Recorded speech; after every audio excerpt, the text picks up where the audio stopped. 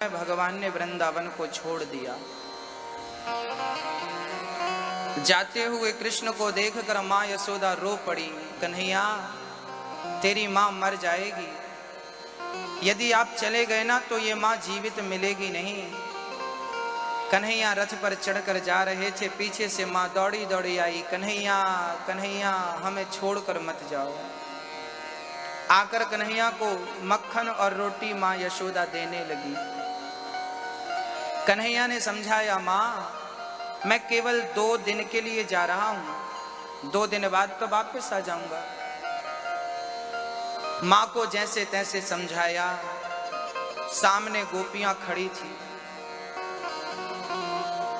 गोपियों की भीड़ लगी थी। सारी गोपियां रथ के आगे खड़ी थी।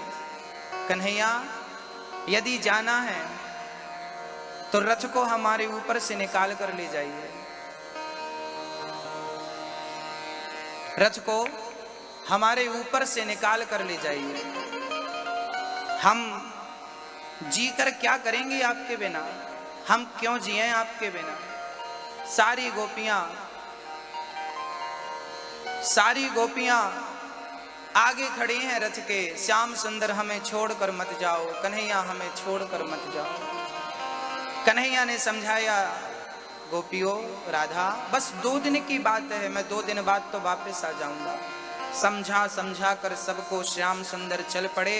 कन्हैया को जाता हुआ देखा। गोपियों ने आगे आगे रथ है, पीछे से गोपियां खड़ी होकर श्याम सुंदर को निहार रही हैं।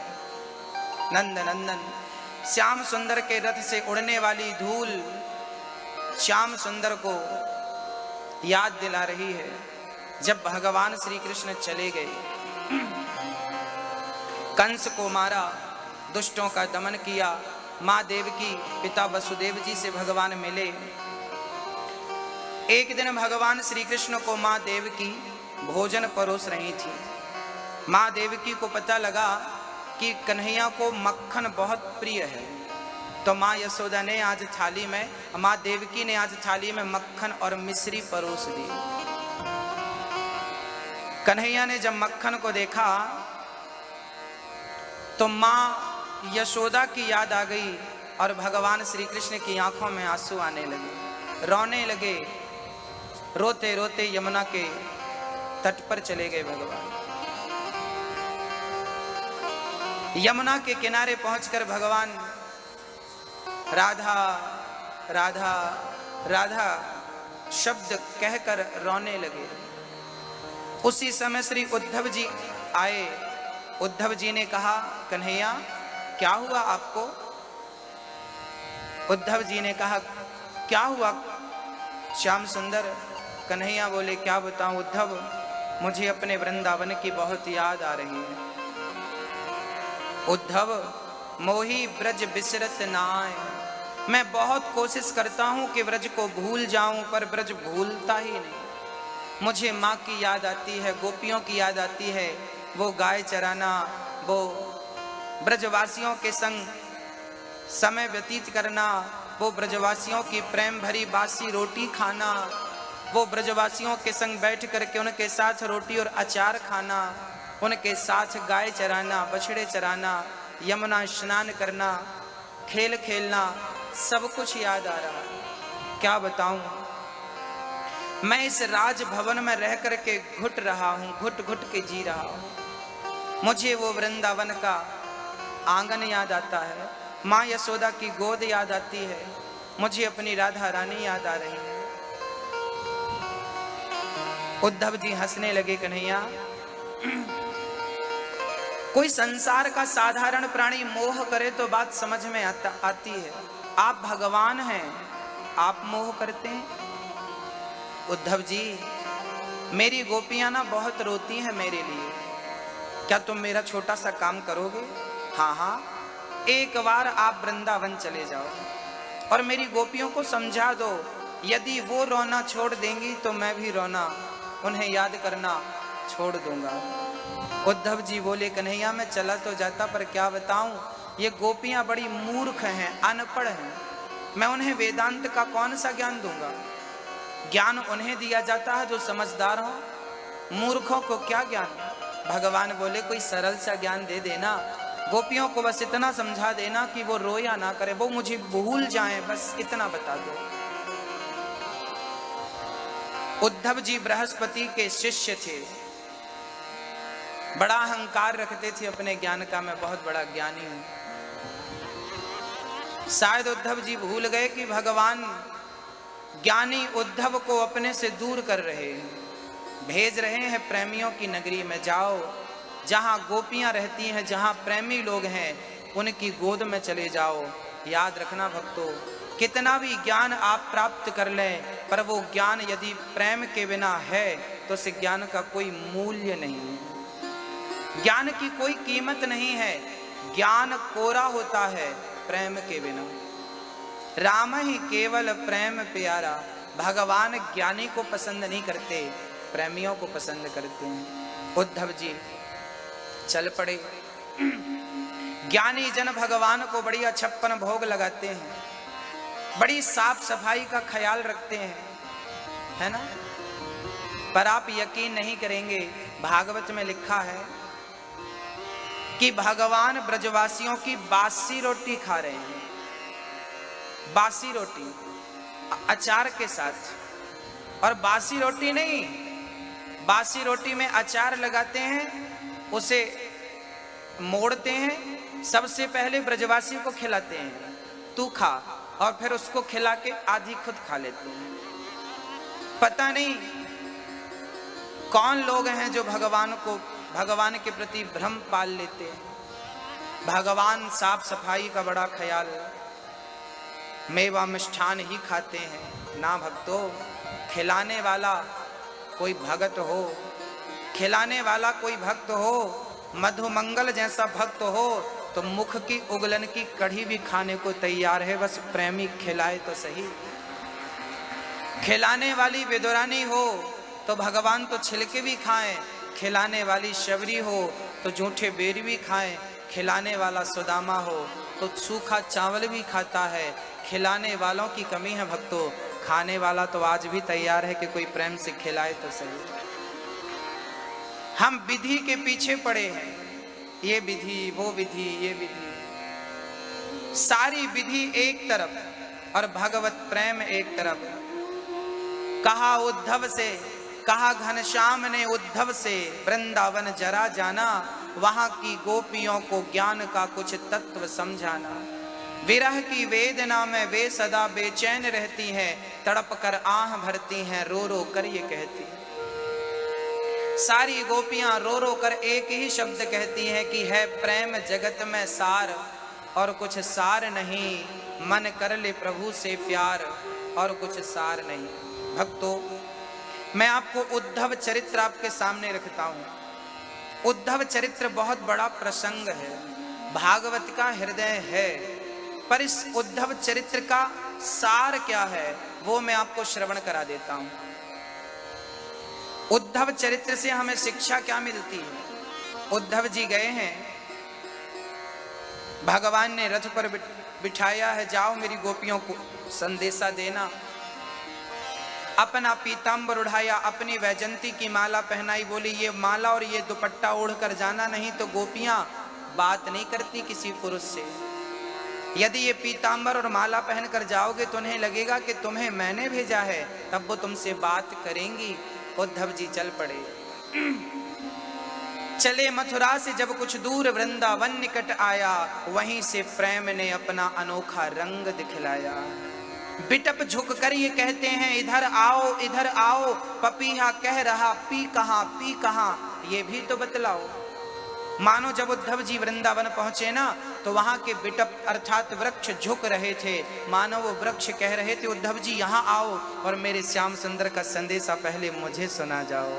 पपीहा पी कहां कह रहा, पीहा कहता पपीहा, मानो पपीहा कह रहा है कि उद्धव जी आओ मेरे पास और मेरे श्याम सुंदर नंद नंदन कैसे हैं, जरा ये हाल मुझे सुना जाओ। नदी यमुना हरिहर का शब्द सुनाती है, भ्रमर गुंजार से भी यही मधुर आवाज आती है। नदी यमुना कहती है, मानो वो कह रही है उद्धव आओ और मेरे श्याम सुंदर का संदेशा सुना जाओ। भ्रमर गुंजार भौरा पुष्पों में गुंजार करता हुआ उद्धव के आसपास घूमने लगा, मानो वो भौरा कह रहा है कि उद्धव जी बहुत दिन हो गए कृष्ण को देखे हुए, बताओ मेरे प्रियतम कैसे हैं, मेरे नंद नंदन कैसे हैं। जासु वियोग विकल पशु ऐसे, प्रजा मातु पितु जी हैं कैसे। जिन परमात्मा के वियोग में वहां के पशु पक्षी यमुना ब्रजवासी गोपियां, इनकी हालत ऐसी थी, उनके वियोग में उनके माँ बाप की हालत कैसी रही होगी कल्पना कर सकते हो। जब भगवान श्री राम रथ पर बैठकर वनवास गए तो यमुना के पहले राम जी ने सुमंत्र जी से कहा था, सुमंत्र जी अब आप वापस चले जाइए। बरवस राम सुमंत्र पठाए, जाइए वापस। सुमंत्र जी ने कहा मैं जा रहा हूं, पर ये घोड़े मुड़ते ही नहीं। जो रथ पर घोड़े लगे थे ना, वो घोड़ों को अयोध्या की तरफ मोड़ा, सुमंत्र जी ने मुड़े ही नहीं, मानो वो घोड़ों की, गोस्वामी तुलसीदास जी लिख रहे हैं कि घोड़ों की आंखों से आंसू गिर रहे थे। मानो किसी ने पूछा घोड़े से तुम क्यों रो रहे हो, तो घोड़े ने कहा कि राम को वनवास भेजने में मेरा ही हाथ है। क्यों? राम को वनवास भेजने में कैकेयी का हाथ है, तुम क्यों कह रहे हो मेरा हाथ है। घोड़े ने कहा कि मैं अभागा हूं, राम को अयोध्या से मैं रथ पर बिठाकर यहां जंगल ले आया और अब यहां छोड़ दूंगा, मुझे पाप लगेगा। हे राम, मानो घोड़े कह रहे हैं कि राम जब तक वनवास में हो मुझे अपने साथ रख लो, जहां जाना होगा मैं आपकी सेवा में लगा रहूंगा, मुझे छोड़िए मत राघव, मुझे छोड़िए मत। वो घोड़ों की आंखों से आंसू गिर रहे हैं। इन आंसुओं को देखकर तुलसीदास जी ने कलम रख दी और फूट फूट कर रोने लगे। जासु वियोग विकल पशु ऐसे, प्रजा मातु पितु जी हैं ही कैसे। गोस्वामी जी ने चौपाई लिख दी। जिनके वियोग में पशु पक्षियों की ये हालत है, वहां इंसानों की क्या स्थिति रही होगी। भक्तों, उद्धव जी आए, उद्धव जी का दुपट्टा कांटों में उलझ गया, मानो कांटे कह रहे हैं उद्धव जी से, उद्धव जी यहाँ ज्ञानी बनकर आए हो तो ज्ञान का पहाड़ा हम तुम्हारे दुपट्टे के जैसे फाड़ देंगे। यहाँ ज्ञानियों का प्रवेश नहीं, यहाँ तो प्रेमियों का प्रवेश है। ये वृंदावन है, श्रीधाम वृंदावन में जैसे उद्धव जी आए, अलग खुशबू थी, अलग आनंद था। उद्धव जी को ब्रजवासी मिल गए। अच्छा, सारे ब्रजवासी रोज श्याम सुंदर का इंतजार करते थे। कह के गए हैं ना भगवान कि हम 2 दिन में आ जाएंगे, तो ब्रजवासियों को लगा पता नहीं वो दूसरा दिन कब आ जाए, कब हमारे श्याम सुंदर वापस आ जाएं। इसलिए रोज ब्रजवासी अपने घर के बाहर बंधनवार लगाते थे, स्वास्तिक रोज बनाते थे, रोज दीप जलाते थे, पता नहीं किस घड़ी श्याम सुंदर आ जाए। रोज ब्रजवासी घर के बाहर बैठ करके कृष्ण कृष्ण कृष्ण जपते थे और बस कृष्ण के आने का इंतजार करते रहते थे। ब्रजवासियों का कोई अपना सारा काम करते, गायों को चराने जाते तो जिस पेड़ के नीचे कभी कन्हैया बैठा करते थे, खाया करते थे, खेला करते थे, आज सारे ब्रजवासी उस वृक्ष की तरफ देख करके रो रहे हैं, कन्हैया को याद कर रहे हैं, श्याम सुंदर के चिंतन में खोए हैं सारे ब्रजवासी। किसी ने, अब उद्धव जी किसी से पूछ रहे हैं, भैया जी ये यशोदा माँ का घर कौन सा है। लोगों ने बताया कि ये जल की जो धार आ रही है ना, जहां से ये धार बह रही है जल की, वही घर माँ यशोदा का। अच्छा, जल से धार? हाँ। उद्धव जी बोले समझ नहीं आया। ब्रजवासियों ने कहा कि जब से श्याम सुंदर गए हैं, गोपियों ने, यशोदा माँ ने अपने आंखों के आंसू पहुंचे नहीं, आंखों के आंसू सूखे नहीं, इतने आंसू गिरे, इतने आंसू गिरे कि छोटी सी नदी उनके घर से निकल रही है, आंसुओं की नदी।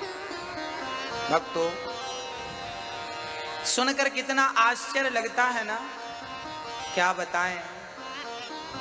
हम दुनिया के तुच्छ प्राणी ना, दुनिया के लिए रोते हैं। हमारे घर परिवार में कोई मर जाता है ना, हम बहुत रोते हैं। हमें संसार का सुख नहीं मिलता ना, बहुत रोते हैं। याद रखना मेरी माँ, आंसू संसार के लिए रोएंगे तो भी निकलेंगे और भगवान को पाने के लिए रोएंगे तो भी निकलेंगे, पर आंसुओं का गिरना तब सार्थक है जब वो गोविंद की प्राप्ति में आंसू गिरे। वो आंसू गोपियां गिरा रही हैं, ब्रजवासी गिरा रहे हैं। माँ यशोदा की आंखों से आंसू की धार टूटती ही नहीं, इतने आंसू। हाँ भक्तों, भगवान उद्धव जी आगे बढ़े, आगे जाकर देखा तो यशोदा जी पलने की तरफ देख रही थी। पलने पे श्याम सुंदर कभी सोया करते थे, खाली पलने को माँ झुला रही है। कन्हैया सो जाओ। थोड़ी देर बाद कहती कितना सोगे, उठ जाओ। उद्धव जी खड़े खड़े देख रहे हैं माँ यशोदा का पागलपन।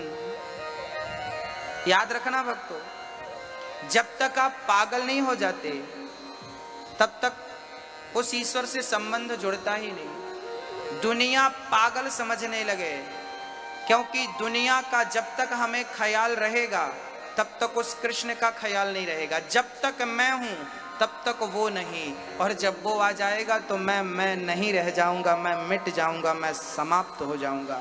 मैं अर्थात अहंकार, अर्थात मिश्री जैसे पानी में घुलकर एक हो जाती है, हाँ ऐसे भक्त भगवान में मिलकर जब एक हो जाए, यही जीवात्मा परमात्मा का मिलन है। वो स्थिति माँ यशोदा ने प्राप्त कर ली थी। जब मैं था तब वो नहीं, अब वो है मैं नाए। प्रेम गली अति सांकरी, जा मैं दो न समाए। प्रेम की गली बड़ी संकीर्ण है भक्तों, याद रखना, यहाँ दो लोगों की गुंजाइश ही नहीं है। प्रेम की गली बड़ी सकरी होती है। माँ यशोदा श्याम सुंदर का श्रृंगार कर रही है, भाव से बिठाकर कभी उसे काजल लगा रही है, कभी कंघी कर रही है। कंघी लेकर यूं ही कंघी घुमा रही है माँ यशोदा, काजल लेके यूं ही हाथ में काजल लगा रही है। भाव है कि कृष्ण मेरे गोद पे और मैं कन्हैया को काजल लगा रही है। भाव है कि मैं कन्हैया की कंघी करके बढ़िया बाल इकट्ठे करके और रबर लगा रही हूँ, चोटी कर रही हूँ श्याम सुंदर की। भाव है वो कपड़ा उठाती है माँ और भाव बनाती है कि श्याम सुंदर मेरे सामने खड़े हैं और मैं उन्हें वस्त्र पहना रही हूँ। उद्धव जी सब कुछ देख रहे थे। तभी उद्धव ने आवाज लगाई, मैया ओ मैया। माँ यशोदा को लगा मेरा कृष्ण आ गया। मैया कहकर तो वही बुलाता है ना। अब पलट कर देखा तो कृष्ण का पीतांबर उद्धव जी ने ओढ़ रखा था। मैया तो भ्रमित हो गई, मेरा कृष्ण आ गया। दौड़ पड़ी, मेरा कन्हैया आ गया, मेरा कृष्ण आ गया, मेरा कृष्ण आ गया। दौड़कर उद्धव को हृदय से लगाया, मस्तक को चूमा, बालों पर सिर पर हाथ रखा, गले से लगाया। मेरे कृष्ण कहाँ चले गए थे? तुम्हें अपनी माँ की याद नहीं आई? कोई इतना भी निष्ठुर बनता है? क्या अपराध हो गया था मेरे श्याम सुंदर जो तू मुझे छोड़कर चला गया? मेरे कन्हैया अब मुझे छोड़कर मत जाना। उद्धव जी ने कहा, माँ मैं कृष्ण नहीं उद्धव हूँ। अच्छा तो मेरा कृष्ण कहाँ है? माँ वो नहीं आए, वो नहीं आए। जब ये बात माँ ने सुनी, धड़ाम से जमीन में गिर पड़ी, मूर्छित हो गई माँ। अब बताइए भक्तों, क्या इस कोटि का, इस प्रकार हमारा और आपका प्रेम भगवान से है? हाँ या ना? नहीं है ना? हम लोग भगवान से प्रेम नहीं कर पाते, करते हैं पर मात्र 2%, 1%। इतने प्रेम से काम नहीं बनेगा। अच्छा, आप में से कितने लोग हैं जो भगवान से प्रेम करते हैं? हाथ उठाओ। सब करते हैं। अब मैं पूछना चाहता हूं कि आप भगवान से प्रेम करते हैं, बस ये और बता दीजिए कितना प्रेम करते हैं? कितना? इतना सारा। मैं जो प्रश्न कर रहा हूं उसका जवाब देते जाइए, पता चल जाएगा कि कितना प्रेम है। प्रश्न मेरा, उत्तर आपका। बताइए, जितना प्रेम आप अपने पुत्र से करते हैं, बेटे से करते हैं, क्या इतना प्रेम भगवान से करते हैं? हाँ या ना? जितना प्रेम हम अपनी बेटी से करते हैं, जितना प्रेम हम अपने पति से, अपनी पत्नी से करते हैं, क्या इतना प्रेम भगवान से करते हैं? जितना प्रेम हम अपने पैसों से, अपने बिजनेस से, अपने मकान दुकान से करते हैं, क्या इतना प्रेम भगवान से करते हैं? जो लोग करते हैं मैं उन्हें प्रणाम करता हूँ, पर जो नहीं करते मैं कहना चाहूँगा मेरी माँ कि भगवान से आप इतना ही प्रेम कर लो जितना आप अपने बेटे से करते हो। यदि आपका एक बेटा है, यदि दो होते तो दोनों से प्रेम करती कि नहीं? आपके दो बेटे हैं, यदि तीन होते तो आप तीन बेटों से प्रेम करते कि नहीं? यदि एक है, यदि एक भी नहीं है तो एक कृष्ण को बना लो, एक है तो दूसरा कृष्ण को बना लो, दो है तो तीसरा कृष्ण को बना लो, तीन है तो चौथा कृष्ण को बना लो, चार है तो पांचवा कृष्ण को बना लो, और प्रेम उतना ही करिए जितने अपने पुत्र से करते हैं। माँ यशोदा ने बेटा बनाकर ही तो प्रेम किया था, भगवान को भगवान बनाकर प्रेम नहीं किया जा सकता, याद रखना। लाइट जहां से बिजली बनती है ना, वहां से बड़े बड़े मोटे मोटे तारों में बिजली सप्लाई होती है, फिर उन मोटे बड़े तारों से फिर छोटे तारों में आती है ना, फिर डीपी आदि लगती है तो और छोटा हो के जो घर का बल्ब जलता है वो तो कम बिजली में जलता है, वो हाई टेंशन तार जो निकलता है उससे बल्ब जलेगा। तो परमात्मा तो हाई टेंशन तार जैसा है, पावरफुल है। वो परमात्मा को परमात्मा समझ के आप प्रेम मत करिए, या तो उसे जैसे बल्ब के लिए छोटी सी बिजली चाहिए जो आपके आसपास तार होते हैं, बस उस प्रकार भगवान से प्रेम का रिश्ता पुत्र बना लीजिए। द्रौपदी ने भाई बनाया, गोपियों ने पति बनाया, द्रौपदी ने भाई, यशोदा ने बेटा, मीराबाई ने पति बना लिया। भगवान से एक संबंध जोड़ लीजिए और प्रेम कम मत करिए भगवान से। राम ही केवल प्रेम प्यारा, आपकी सारी पूजा पाठ एक तरफ और प्रेम एक तरफ। प्रेम जरूरी है, जितना बच्चे से करते हो, जितना महत्व आप बच्चों के लिए, बच्चों को देते हैं, क्या इतना महत्व भगवान का है आपके जीवन में? हाँ या ना? नहीं ना? नहीं ना? नहीं। जिनके बेटा नहीं होता ना, रोते हैं वो, बेटा बेटा नहीं होता बेटा। जितने आंसू तुमने बेटों के लिए बहाए मेरी माँ, इतने आंसू भगवान के लिए बहाए होते तो सामने खड़ा हो जाता, सामने खड़ा हो जाता जगत का पालनहार। आपके आंसुओं में बड़ी ताकत होती है भक्तों, याद रखिएगा। आपके जो आंसू होते हैं ना, बहुत पावरफुल होते हैं, बहुत पावरफुल होते हैं।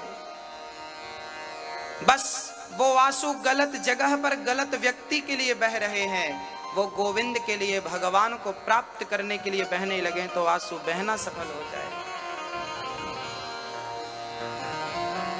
माँ यशोदा हृदय से लग गई, उद्धव मेरे कृष्ण को क्या मेरी याद नहीं आती?